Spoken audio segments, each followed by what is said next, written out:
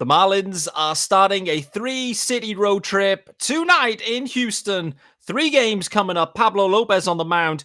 We're going to dig into all of the matchups on today's Locked On Marlins. And I have some help. UK Astros is in the house on today's Locked On Marlins. You are Locked On Marlins, your daily podcast on the Miami Marlins. Part of the Locked On Podcast Network, your team every day.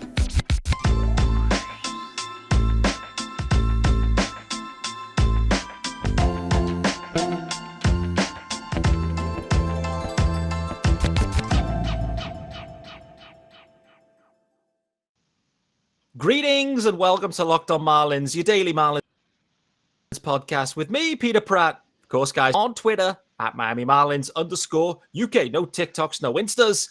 Don't forget to subscribe to the pod and the YouTube channel. Daily pod, 5 episodes a week, and this is the Friday episode, and we are here pre-game for Game 1 with the Marlins and Astros. Delighted to welcome onto the show, helping to get into these Astros in some more detail, George Martin, Astros Fans UK. George, how are we doing? Very well, thank you, Pete. How are you? I am awesome for a Friday. Ready for a fun series, some beers for me. I know you don't drink, but I'll be having a few beers, no doubt. So. Looking forward to it. We don't see each other a lot. I see you guys a lot, mainly in the postseason. You don't see much of the Marlins because we're never in the postseason. So, looking forward to this one. The Astros are well positioned as well in 22, leading the division by 9.5 games right now. Partly helped by the fact the Angels have heavily regressed. And I mean, there's regression and then there's Angels level regression. Nevertheless, though, the Astros look to be playing some good ball. I think, to me, look to be, built around a strong rotation. And we're going to get some good eyeballs on that rotation. But just for Marlins fans, George, if you can, because we don't see each other that often, if you can, introduce to us what the 22 Houston Astros looks like. Yeah, I think you've summed it up accurately there. This is a team that so far this season has been built around a stellar rotation, quality start after quality start. Everywhere you look, spearheaded by Justin Verlander doing this incredible act at the age of, 38, 39, 50, whatever he is. He's come back off Tommy John surgery as an absolute beast. He's amazing. He's been incredible, and it's something special to see. And then bolstered by Framber Valdez, Luis Garcia, it's been superb, but almost everywhere you look. And then also the bullpen behind them has been lights out. So it's been fantastic, which is always a concern going into a season. I think that the biggest issue for us at the moment is that our offense is kind of sporadic, a bit intermittent, not quite potentially as reliable as that kind of relentless conveyor belt of contact hitter after contact hitter, power after power, quality at bats. It's been a bit hit and miss at times, but I mean they've been picked up by the rotation and by the bullpen. I would say I'm not worried about them really on 2 points. One being that there are still 100 games left in the season, so there's a massive portion of the season left for guys to get things right that aren't firing. And also then we've got huge bright spots in the monstrous shape of Yordan Alvarez, who's an absolutely incredible hitter, and also Jeremy Pena, who's been a revelation as a rookie shortstop. He's fit seamlessly into that gap left by Carlos Correa, and I think I'm very happy with where we are. Like I said, it does help that the absolute backside has fallen out the Angels season, because we were getting set for what looked like it could be quite an interesting division race, but as it stands, doesn't look that way. Yeah, this should be a good series.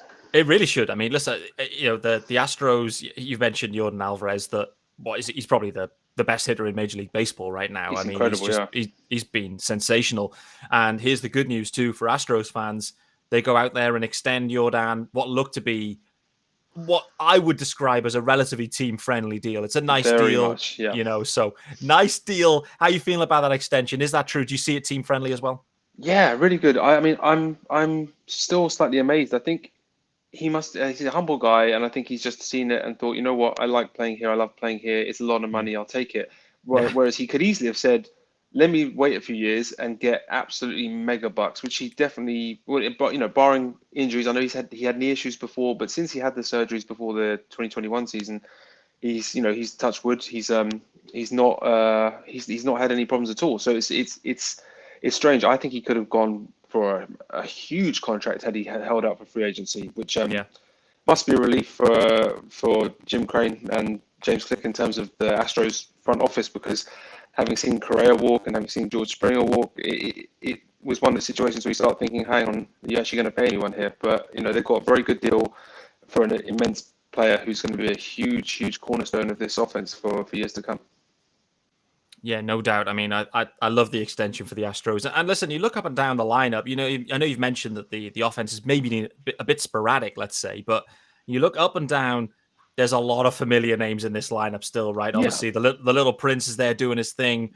Michael Brantley's still there. Bregman's still there. Alvarez been around a few years and is absolutely mashing. Tucker's, hitting, he got an OPS over 800 as well.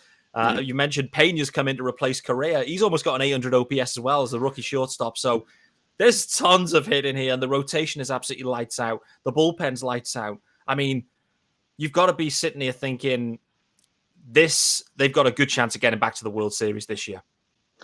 Yeah, I think, the early evidence suggests that, and this is no disrespect to the other contending teams, if I was a betting man, I'd say right now there's going to be a part 4 of Astros-Yankees in the ALCS. I think it's going to be an incredible, if it does come to that, obviously many things can change before then, but if it does come to that, I think it's going to be incredible as a battle, because they seem really on fire this season. I think a lot of people wrote the Yankees off, myself somewhat included, going into this year, and was a massively tough AL East.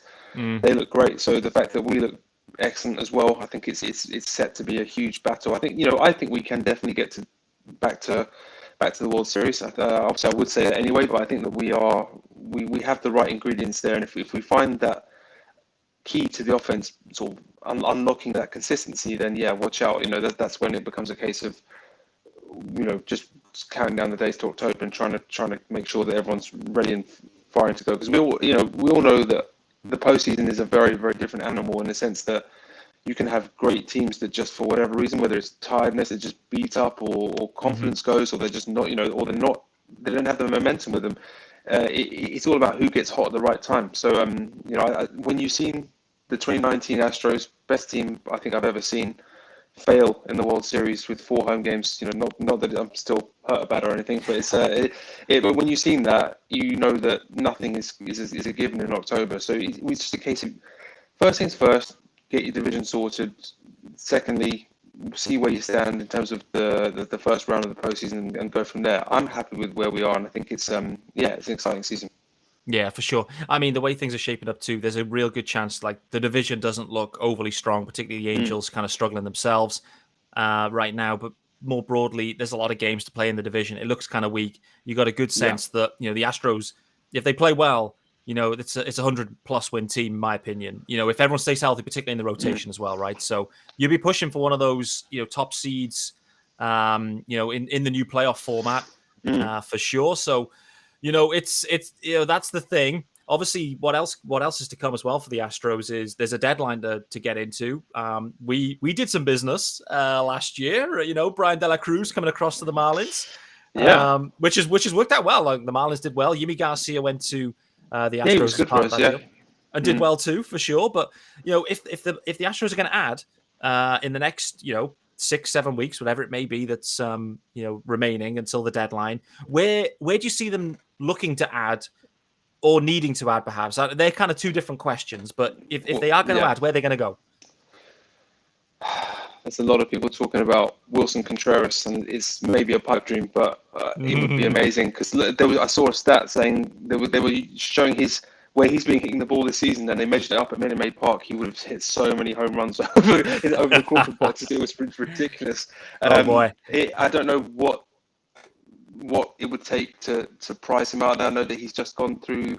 Well, they avoided arbitration. I think it was today. Today, yeah, $9.5 million, I think it was. Yeah, so I don't know what it would take to get them out of that. I know the Cubs have been pretty poor at times this season, from what I see. I don't get the chance to watch them much, but just sort of keeping what we do with MLB UK community in terms of like Monday Night Dugout, when we have a look at the other teams across the leagues and hear what the fans have to say. The Cubs fans, they sound pretty frustrated with the way that their season's going.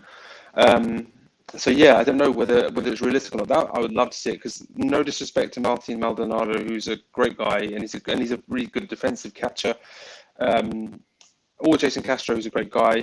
not going to say anything else, but the two of them, they have not got the bat that we need in that position. It's a dead spot in the lineup, which is dangerous. We have got the bats to cover it, but if we had a chance, if you're asking me who do I want to have, I would go all in on that. I'd say we've got a lot of depth in the outfield, and again, I like guys like Chas McCormick, but you could potentially see him on the trade block or someone like that.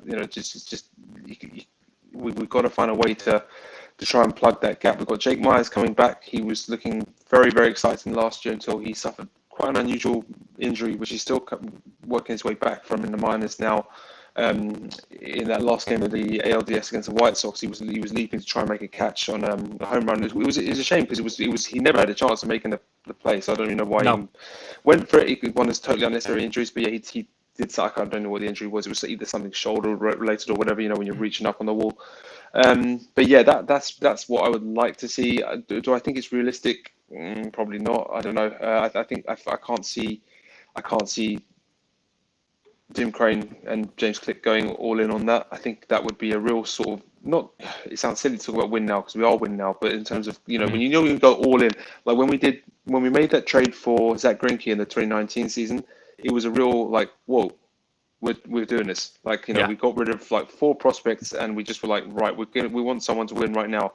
And that's a kind of move. I think if we went for Contreras, I think that would be that kind of move.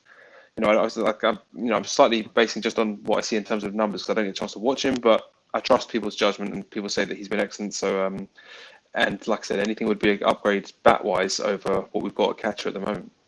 For sure. I really like that fit. I mean, I obviously don't get the full... I don't get full coverage of Astros Twitter, but I could see that hookup for sure. It makes a ton of sense. Like the Cubs are dead this year.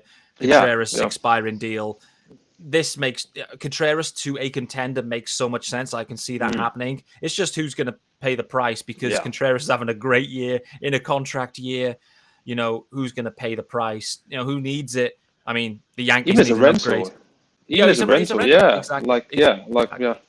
He is. He's a straight up rental. He'll go to free agency and look to command I'm sure. But I love that fit as well for sure. And the other outfield situation, I want to get into that very shortly because there's a guy in AAA that's close to my heart who we haven't seen yet in the majors for the Astros, but we may do. But before we do that, guys, reminder: this episode is brought to you by LinkedIn. And as the sun comes out and all small businesses are back in business, LinkedIn Jobs makes it easier to grow your team. LinkedIn Jobs helps you find people you want to interview faster, and here's the other one, for free. So create a free job post in minutes on LinkedIn Jobs to reach your network and beyond to the world's largest professional network of over 810 million people. Boy, oh boy. Then add your job and the purple hashtag hiring frame to your LinkedIn profile to spread the word that you're hiring so your network can find you, help the right people to hire. Simple tools like screening questions make it easy to focus on candidates with just the right skills and experience so you can quickly prioritize who you'd like to interview and hire. It's why small businesses rate LinkedIn Jobs number 1 in delivering quality hires versus leading competitors. So what have you got to do? LinkedIn Jobs. It helps you find candidates you want to talk to faster. And did you know every week nearly 40 million, that's 40 million job seekers visit LinkedIn. Post your job for free at linkedin.com/lockedonmlb. That's linkedin.com/lockedonmlb to post your job for free. Terms and conditions apply. And speaking about freebies, George, there was a free agent signing that the Astros swooped up. An outfielder close to my heart, Lewis Brinson. He's absolutely raking in AAA. It's very unlikely we're going to see him in this series unless something crazy happens on the flight or, whatever. Oh, God. Oh, Jesus. Wow. Okay. not quite like that, but, it's got to be something ridiculous. A couple of injuries out of nowhere, a few stub toes, and Brinson's in there. But nevertheless, it'll be fun to see Brinson up at some point for the Astros. How far removed is he from the major league roster in the outfield, do you think? Yeah, he's not. I have to be honest. I hate to burst your bubble, Pete. But he's not going to get a chance because we've got Jake Myers coming back. So we've got, if you think about it, outfield, we've got obviously there's going to be a DH rotation between Yordan Alvarez and Michael Brantley most of the time. You've also got Kyle Tucker, Jose Siri, Chas McCormick, Jake Myers coming back. It's just a lot of depth. Unless there's a again, God forbid a pandemic-related issue. I can't see a way that Lewis makes it in. I think he's hit 10 home runs. He's got 25 RBIs, something along those lines already in his 140 odd at bats. I was looking at it before the show. He's scorching for a Triple A. So yeah, good luck to him. I hope for his sake that he at worst can find some other way back into the majors. Because from speaking to you over the last few years, I know that he's a top guy and sort of likable fan favorite. So yeah, I really hope and wish the best for him.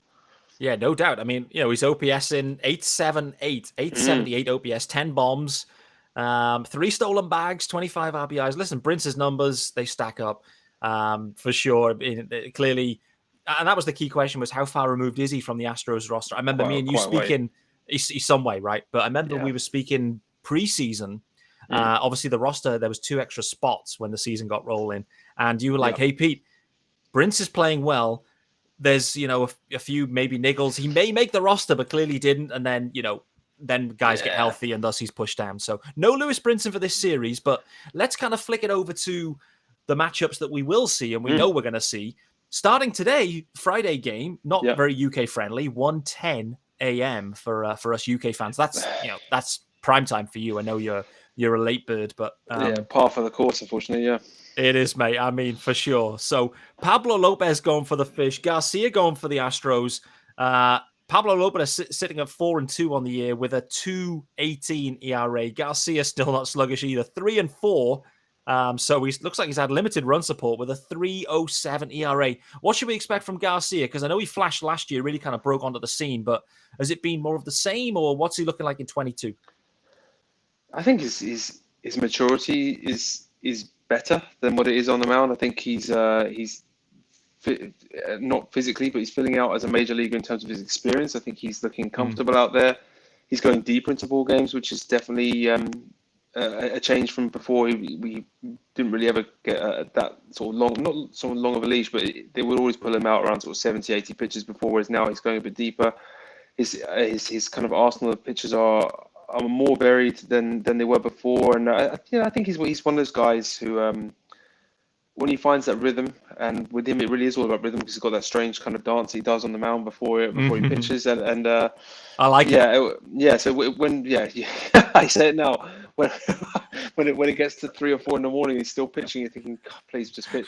But yeah, it's no, he's an enjoyable pitcher to watch, and I think if he gets through the first couple of innings, it's the same with every starter really. If you get through the first couple of innings, then he's sort of primed to go at least 2.5, maybe 3 times through the lineup and give you a quality start. So I'm excited to see what he brings. I'm actually excited to see what your pitchers bring because I hear that from you how good they are, and I don't doubt that for a second. So I think it could be a really exciting series. Watch there be 100 runs in each game now, but it could be a really exciting series of pitching duels, which is never a bad thing. I do love a good pitching deal. So I think this is definitely something which I'm looking forward to. I mean, when was the last time we played you guys? It must have been, I don't even know, probably like 2018 or 2019. Yeah, maybe? because obviously with the pandemic's shortened season, you played your local. Well, I say local. You played your division teams, and then the next year we played the West as well.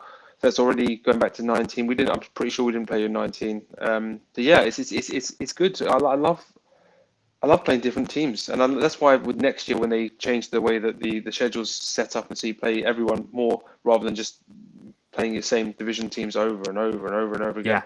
I'm really looking forward to that because it's a good chance to interact. Obviously, get a chance to see different teams, get to see different fan bases, and this is what the sport's all about, really. I don't really know why it's ever been so division-centric. It doesn't really prove a point to me, because if you've got a poor division, then you just got an easier route to the postseason. Whereas if you play everybody, surely that's a fairer way to see who's the best. But whatever, that's just my take on it.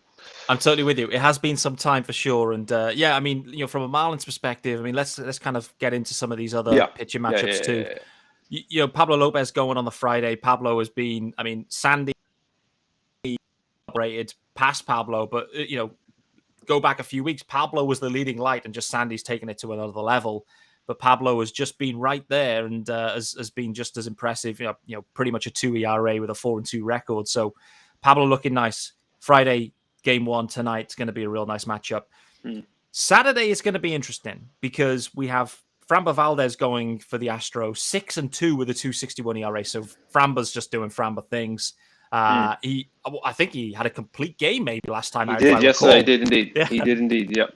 He did. So Framber's coming off a big one. I think the Marlins, and this is where it's a little bit tricky because we've had an injury or two in the rotation, so you start to kind of mix and match in a bit. But I think it'll be Braxton Garrett going there. It'll be his second appearance of the year. He just appeared, was brought up from AAA to play against the Giants. He actually pitched pretty well, but gave up a salami to the 9-hitter, and that was the only real hit he gave up. So I'm really intrigued to see what Braxton Garrett can do. He is a curve slider kind of dude, but then has a fastball at 90, low 90s. So he's that kind of guy. He's looking for location and, working his kind of breaking balls. So really intrigued to see what he can do of what is effectively a real power lineup here now for the Astros. So that should be fun.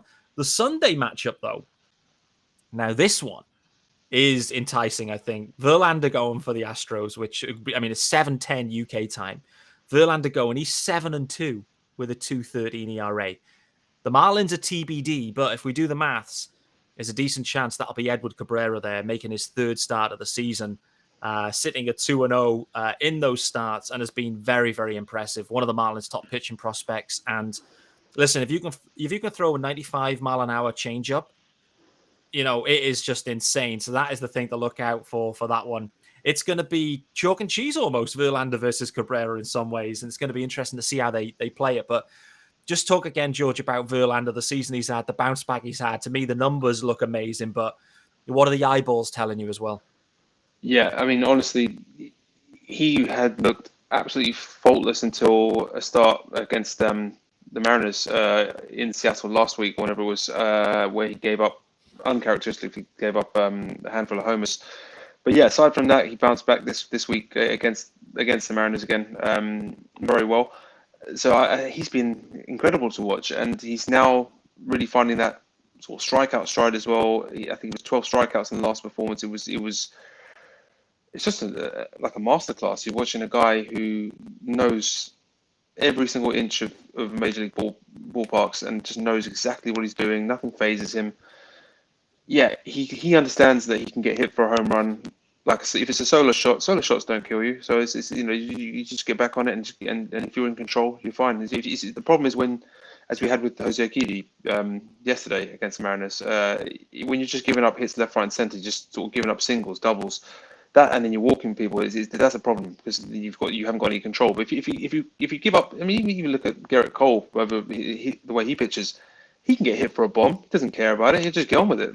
Just get back on it. So what Verlander's doing is sensational. I don't think people necessarily fully understand how difficult what he's doing is. He had, at age, would have been, 36, 37, had to have Tommy John surgery, was out for all that time, and he's hit the ground running like he never left. Literally, if you watch his first start of this season from his last of the regular season in 2019, and he had that one start in 2020, you'd never have guessed he was out all the time in between. So that's a real credit to his professionalism, his hunger to still want to be the best at that age and still want to add to that legend. He's a first ballot Hall of Famer already. He could retire right now, never do anything baseball related ever again, and he'd already be an absolute legend. But he wants to go and do more. So and it's that's really just inspiring to see, really. So sure.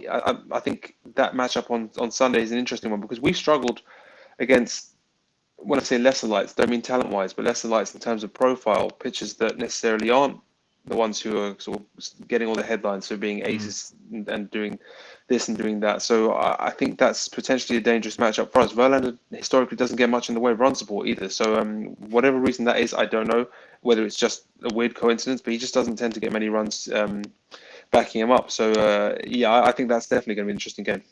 Me too. Really excited for that one for sure. Eddie Cabrera has really kind of caught the imagination of the Marlins fans, and it's been impressive thus far. I'm really intrigued to see what he can do because he's had 2 outings thus far, one against the Rockies, one against the Nats. Listen, the Astros are a different test. They really are in terms of the lineup he's going to face. Obviously, one of the games was in Coors, and that is a test in itself, but nevertheless, I think that Sunday matchup is the ultimate one. We're probably doing a disservice to game one here with Pablo Lopez going against Garcia, but I'll take it first. I'll let you dwell on it. The final question is, who do you expect to, or who do you predict maybe is going to be the player of the series, maybe offensively, from the Marlins' perspective, and with no real, nothing to back this up. There's no reason. There's no matchup-based information that I'm going to go off here. I'm going for Miguel Rojas. There's two reasons why. Miggy Ro hit a massive bomb in Minute Maid, but it wasn't against the Astros. It was when they had the 2020 playoffs there. Yeah. And he hit a huge bomb onto the railway track. And I just think, maybe he likes the ballpark. So I'm going to go Miggy Ro for that, just enjoying the park factor, some good vibes.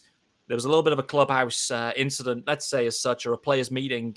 Miguel Rojas initiated that in many ways. And it, by all accounts, wasn't the easiest of discussions. And I think Miggy will look to bounce back on the field, maybe just to try and solidify his position in the clubhouse, let's say. So there's been a few challenges the Marlins have faced into this week.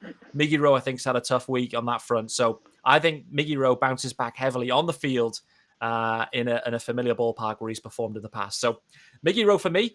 George, who are you expecting to, or predicting perhaps to have a big offensive series?